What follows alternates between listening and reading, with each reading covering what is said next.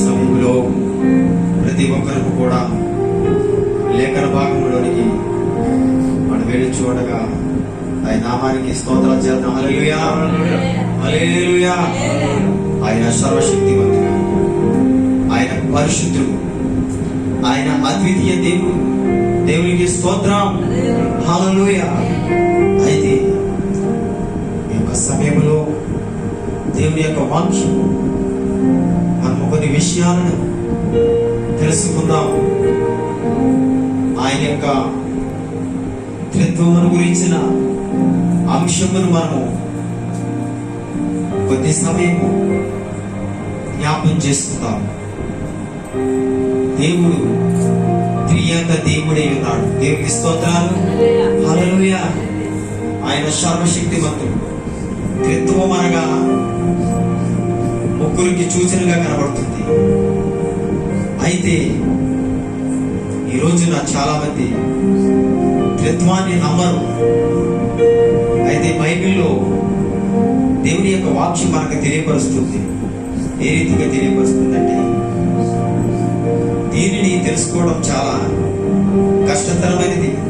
దేవుని యొక్క శక్తి, దేవుని యొక్క ప్రభావం, దేవుని యొక్క ఉన్నతమైన స్థితిని మనం తెలుసుకోవాలంటే చాలా కష్టతరమైనది. కనుక దేవుడు వాక్యం ద్వారా నీకు నాకు తెలియపరిచిన విషయాలను మనం నేర్చుకుందాం. ఈ సమయంలో త్రిత్వం అనగా ముగ్గురు కనబడుతూ ఉన్నారు. అయితే కొన్ని సందేహాలు రావచ్చు. ముగ్గురు దేవుళ్ళు ఏమిటి, దేవుడు ఒకడే అని ఒక సందేశం ప్రతి ఒక్కరిలో వచ్చింది. యెహోవా దేవుడు ఏంటి,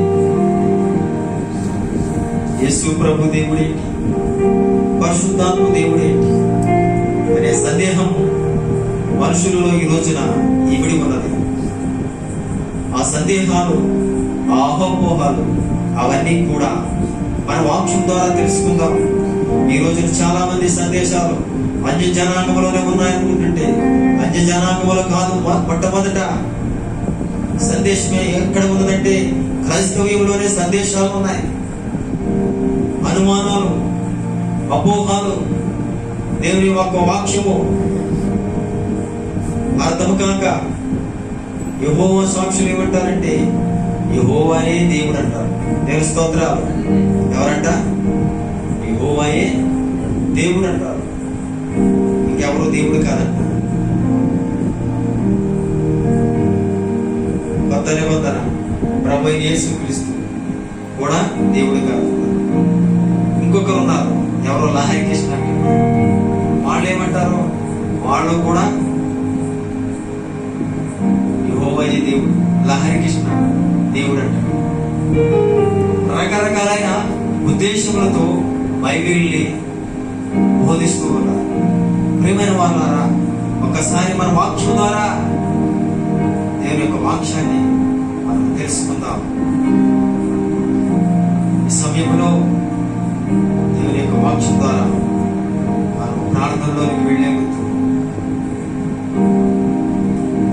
ఒకసారి చిన్న ప్రార్థన చేసుకుని దీనిలో ఉన్న సత్యాలను, ఆత్మీయమైన మర్మాలను తెలుసుకుందాం. ప్రతిదీ కూడా ఇది ఒక మర్మముతో కూడిన విషయాలు, ప్రవచనాత్మకమైన సందేశం. దేవుడు తను తాను ఎలా కనపరుచుకుంటున్నాడో కొన్ని విషయాలు మనం తెలుసుకుందాం.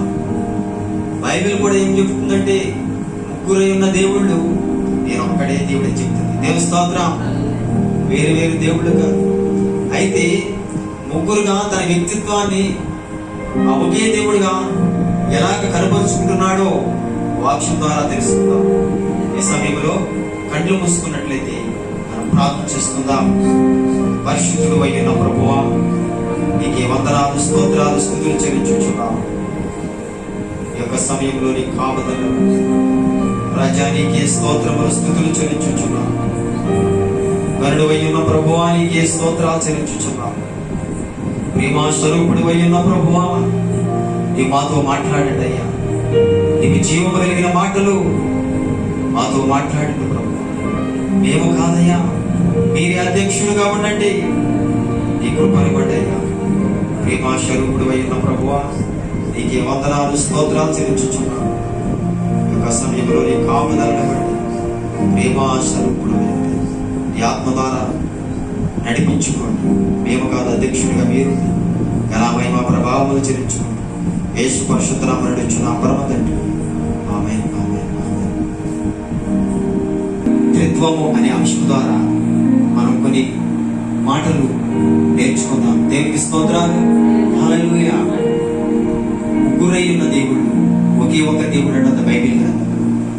అయితే ఆ ఒకే ఒక దేవుడు తన యొక్క వ్యక్తిత్వాన్ని ఏ రీతిగా కనపరుచుకుంటున్నాడు ఒకసారి మనం వాక్యం ద్వారా తెలుసుకుందాం. దేవునికి స్తోత్రాలు. హల్లెలూయా. ఈ సమయంలో ద్వితీయోపదేశ ఖండము 6వ అధ్యాయము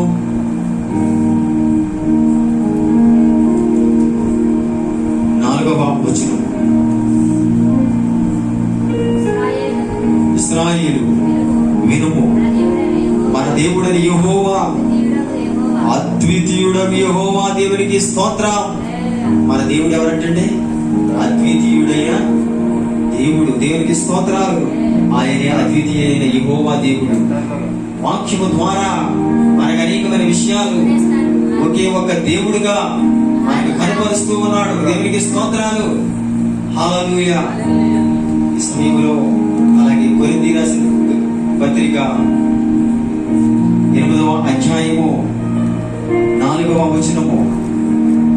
ఆ ఒకే ఒక దేవుడు ఇక్కడ కూడా ఏం చెప్తున్నాడు ఒకసారి చదువుకుందాం.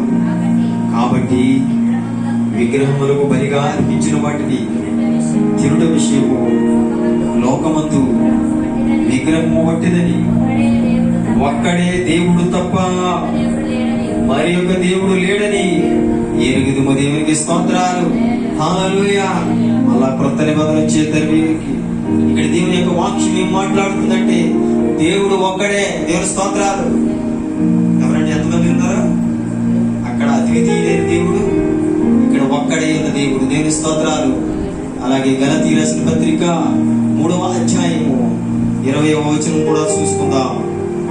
గలతీయులకు రాసిన పత్రిక ఒకసారి 3వ అధ్యాయము 20వ వచనము చదవండి. మధ్యవర్తి ఒకరికి మధ్యవర్తి కాడు కానీ దేవుడు ఒక్కడే. ధర్మశాస్త్రము దేవుని వాగ్దానములకు విరోధమైనదా? అట్లా రాదు. జీవింపచే శక్తి గల ధర్మశాస్త్రము ఇయ్యబడి ఉన్న యెడల వాస్తవముగా నీతి ధర్మశాస్త్రం మూలముగానే కలుగును గాని యేసుక్రీస్తునందరి విశ్వాసం మూలముగా కలిగిన వాగ్దానము విశ్వసించే వారికి అనుగ్రహింపబడినట్లు లేఖనము అందరినీ పాపములో బంధించిన. దేవునికి స్తోత్రాలు. ఈ గలతీయులు రాసిన పత్రికలో ప్రభు అయిన యేసుక్రీస్తు తన మధ్యవర్తికి వచ్చాడు. అయితే ఆయన దేవుడు ఏంటి, మొదలున్నది ఏమిటి అని ఒక ప్రశ్న సందేహం ఏర్పడాలి. అయితే దాన్ని తీసివేయడానికి ఎంత మాత్రం కాదు. ధర్మశాస్త్రం తన నీతిని తెలియజేస్తుంది కానీ దానికి పాపములో ఉండిపోయినది. ఆ పాపాన్ని తీసేయడానికి ప్రభు అయిన యేసుక్రీస్తు మధ్యవర్తిగా ఈ లోకానికి వచ్చాడు. మధ్య వచ్చి ఒకే ఒక్క దేవుడైన యేసు ప్రభు తండ్రి కుమార పరిశుద్ధాత్ముడుగా త్రిత్వాన్ని కలిగి ఏకత్వాన్ని కలిగి ఆయన ఈ లోకానికి అడుగుపెట్టి యేసు ధర్మశాస్త్రము నీతి ఆ యొక్క అనుసరణ ఆచరించలేక ఎందరో పడిపోతున్నారని ప్రభు అయిన యేసునందు విశ్వాసం ఉంచిన వారికి నీతి కలుగుటిగా ఆయన మధ్యవర్తిగా ఈ లోకానికి వచ్చాడు. తన యొక్క ఒకే ఒక దేవుడిగా త్రిత్వాన్ని కనబరుస్తూ ఉన్నాడు. అనేక రీతులుగా తెలియపరుస్తూ ఉన్నాడు. దేవుని స్తోత్రాలు. హల్లెలూయా. తిమోతీయులకు రాసిన పత్రిక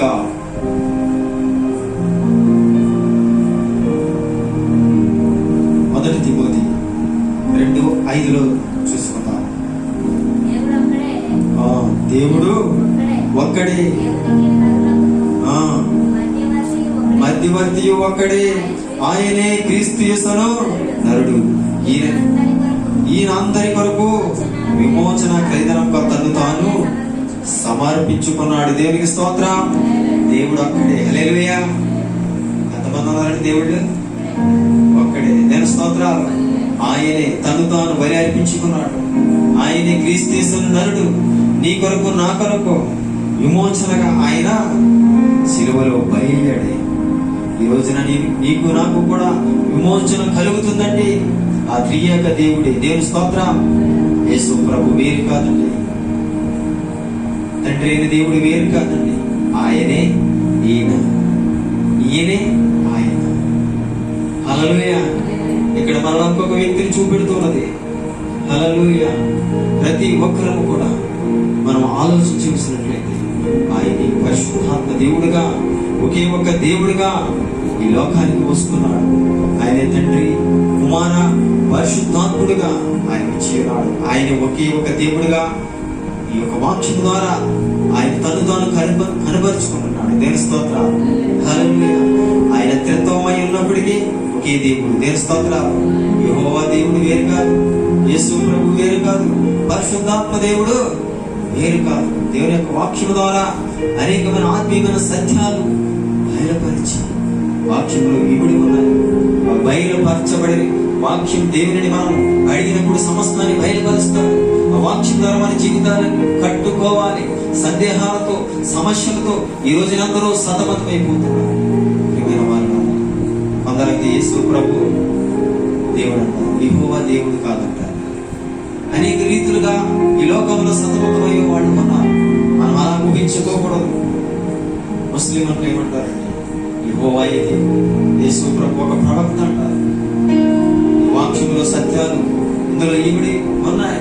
సత్యాన్ని తెలుసుకుని వాక్యంలో ఉన్నది ఉన్నట్లుగా మనం తెలుసుకుని ముందుకు అడుగులు వేయాలి. ఏదో ఒక మనుషుడు చెప్పాడని నీవు దాన్ని అనుసరించి,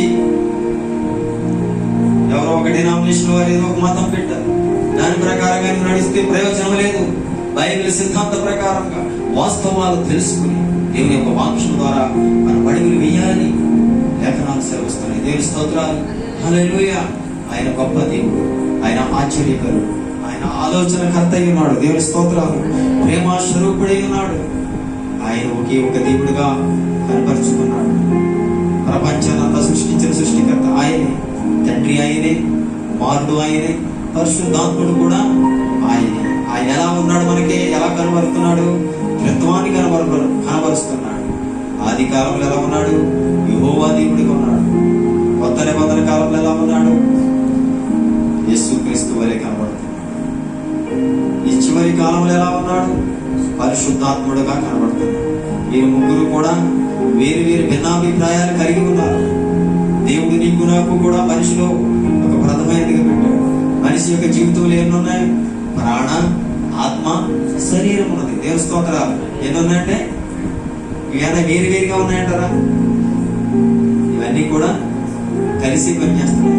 ఇందులో ఏది ఒకటి లేకపోయినా మనిషి జీవితము మనకి అర్థమ కాని స్థితిలో ఉంటుంది. ప్రతి ఒక్కరూ కూడా మనం దేవుని యొక్క వాక్యానుసారంగా అడుగులు వేయాలి, వాక్యానుసారంగా నడవాలి. దేవుడు ఈ దేహంలో 3 ఉంచాడు. ఈ 3 కూడా పనిచేస్తేనే ప్రాణం, ఆత్మ, శరీరం ఈ 3 కలిసి ఎలా పనిచేస్తున్నాయో ప్రభు అయిన యేసు క్రీస్తుల వారు కూడా తండ్రి, కుమార, పరిశుద్ధాత్ముడుగా మనకు కనబరిచాడు.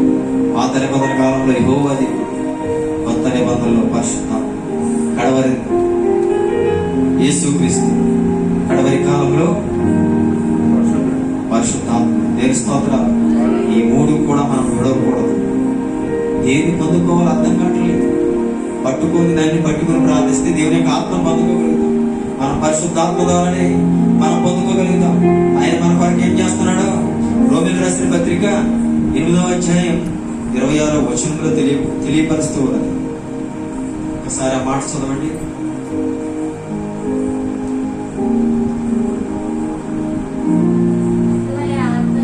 అటువలే ఆత్మయు మన బలహీనతను చూసి సహాయము చేస్తున్నాడు. ఎలాగనగా మనము యుక్తముగా ఎలాగో ప్రార్థన చేయవలనో మనకు తెలియదు కానీ ఉచ్చరింప సౌఖ్యము కాని మూలుగులతో ఆ ఆత్మ తానే మన పక్షన విజ్ఞాపన చేస్తున్నది. దేవునికి స్తోత్రాలు. హల్లెలూయా. మన పక్కన విజ్ఞాపన చేసేవారు ఎవరో తెలుసా? పరిశుద్ధాత్మ. నీ విజ్ఞాపన ఆలకించి దేవునికి ప్రత్యుత్తరం ఇచ్చేవాడు పరిశుద్ధాత్మ. పరిశుద్ధాత్మ ద్వారానే ఈ విన్నపాలు దేవుని దగ్గరికి చేరుతూ ఉన్నాయి. తండ్రి, కుమార, పరిశుద్ధాత్ముడు క్రియక దేవుడుగా ఆయన ఉన్నాడు. దేవుని స్తోత్రాలు. ఆయన ఒకే ఒక్క దేవుడు తన త్రిత్వాన్ని కనపరుస్తూ ఉన్నాడు. దేవుని స్తోత్రాలు. హల్లెలూయా. త్రిత్వములో ముగ్గురు వ్యక్తిత్వాల గురించి రెండవదిగా త్రిత్వములో ముగ్గురు వ్యక్తిత్వాల గురించి నేను చెప్పాలని ఆశపడుతున్నాను. దేవుని స్తోత్రం. హల్లెలూయా. మొదటిదిగా తండ్రి వ్యక్తిత్వం, రెండవదిగా కుమారుని వ్యక్తిత్వం, మూడవదిగా పరిశుద్ధాత్ముని వ్యక్తిత్వం. దేవునికి స్తోత్రాలు. ఈ వ్యక్తిత్వాలు ఆ త్రియక దేవునిలో ఏ రీతిగా కనబరుచుకుంటున్నారు ఒక్కసారి ఆదిలో నుంచి ఇది మనకు తెలియపరుస్తూ ఉన్నది. దేవుని స్తోత్రాలు. ఆదికాండం 1:1 చూడండి. ఒకసారి తన వ్యక్తిత్వాన్ని ఏ రీతిగా నీకు చూపెడుతున్నాడు. దేవునికి స్తోత్రాలు. ఆదియందు భూమి ఆకాశములను సృష్టించాడు. దేవుని స్తోత్రం. హల్లెలూయా. ఆదియందు